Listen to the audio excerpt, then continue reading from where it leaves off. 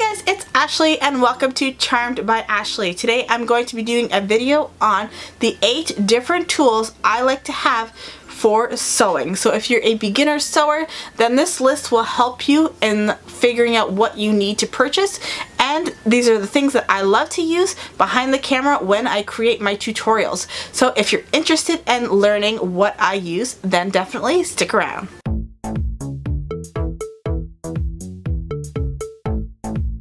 Okay, so all the things that I talk about today will be linked over at charmedbyashley.com. So if you want to check out some of those items, then definitely hit that information icon or the links below.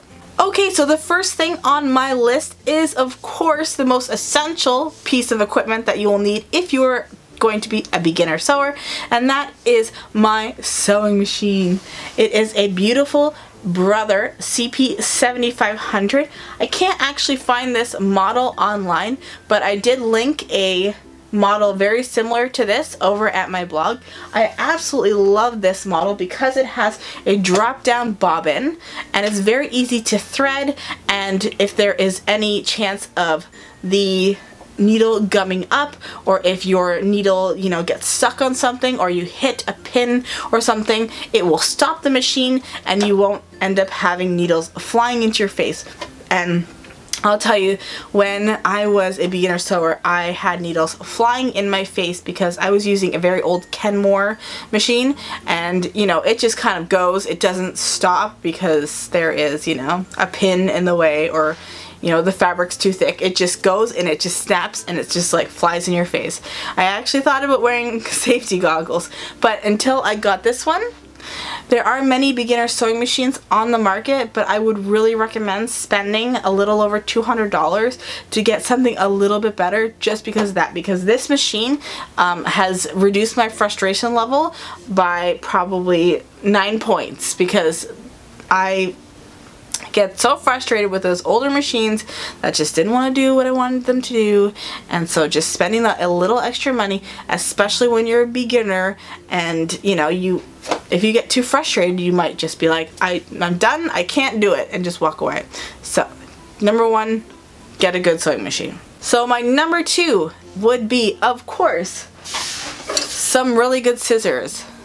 I have some American craft scissors. I got these actually pretty cheap. They've actually done really well. I found them at like HomeSense. But I would definitely spend probably around the 30 or 40 mark on a good pair of scissors.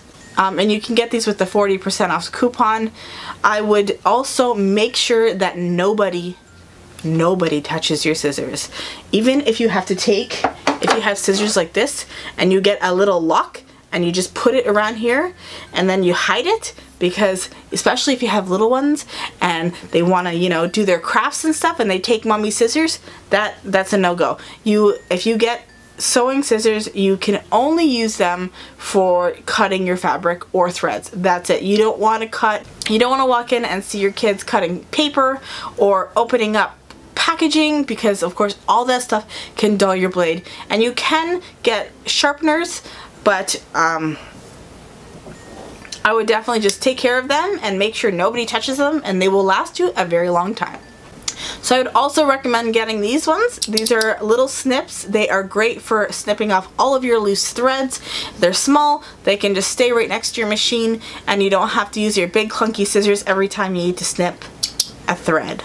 Number 3, I would definitely recommend getting, of course, a stitch ripper.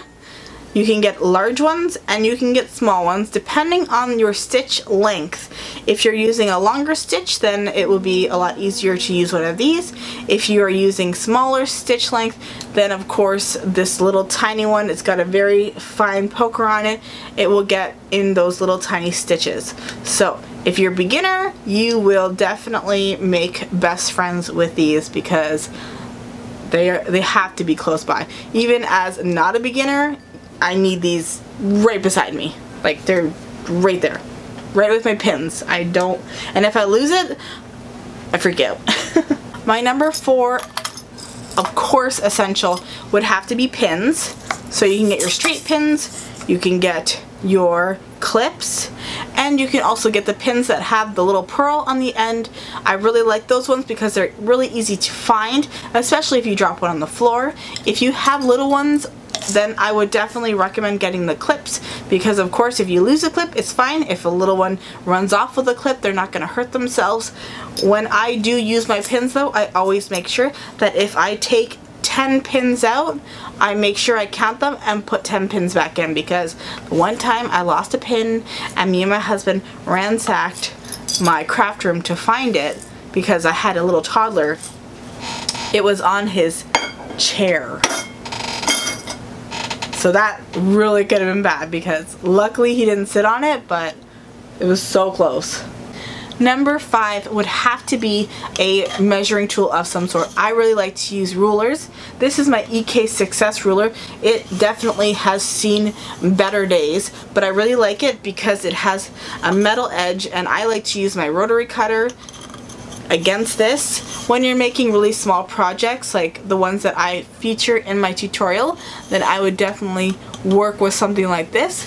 If you're getting into garment making, then having a tape measure is of course pretty essential with those types of things, especially if you're going to be making little kids clothes or even adult clothes and you have to measure, you know, neck holes or waist or whatever. I also love this ruler. This is a 1/8 of an inch measurements. So I really like having that precise measurements, especially because a lot of my projects are just like square pieces of fabric. So I like to have, especially if you're like gonna get into quilting, these rulers are essential. Okay, so number 6 would definitely have to be some sort of marking tools. I have this chalk marking tool. It's got chalk loaded in here, and you can use it this way and it makes a chalk mark. I also have this disappearing ink pen, which is really great, especially if you're using a lighter fabric that, you know, you can't use a chalk on because you're not going to see it. So this will just, you know, disappear over time. And then of course, if you don't want to buy this stuff, you can just take chalk, and you know, it obviously has a blunt end, but you can take a razor blade and sharpen it up and make it into like a pencil, and you're good to go. Okay, so number 7 would of course have to be an iron. I pretty much think you have to have an iron when you are going to be sewing. One, if you do buy cotton fabric, when you get it, you have to wash it, and it just comes out wrinkled every time. So you need to, you know, wash and iron all of your fabric that can be ironed.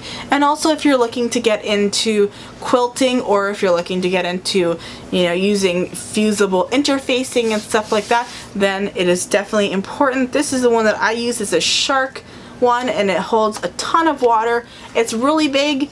I don't mind that. If you're into quilting, then you can get the smaller ones. They have palm irons.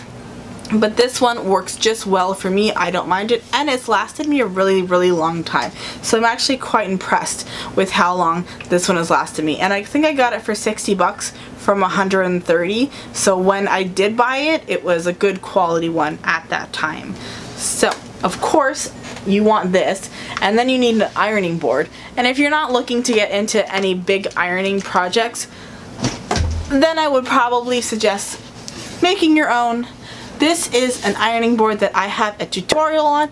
I will link that down below. This is literally just a piece of wood that I had on hand. I'd used some quilting batting and my staple gun and some scrap fabric.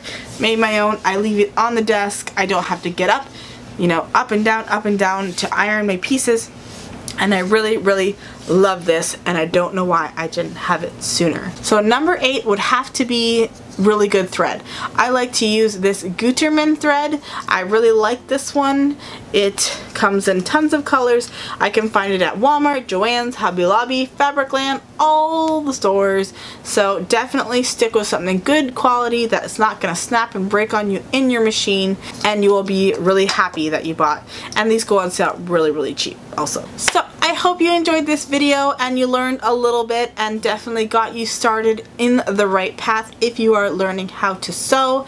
Of course, there are other tools that you could definitely add to this list, and if you want to add to this list, you can definitely put those in the comment section below. These are just 8 things that I think are essential to have when you are learning how to sew. So I hope you enjoyed this video. If you did, please give me a thumbs up and don't forget to subscribe and hit that notification bell, and also check out my other tutorials. And don't forget, if you do make any of the tutorials that I do have on my channel, I would love to see them. So please share them on my Instagram, Twitter, and Facebook, which are all at Charmed by Ashley. And thank you so much for watching, and I will see you guys in my next video. Bye guys!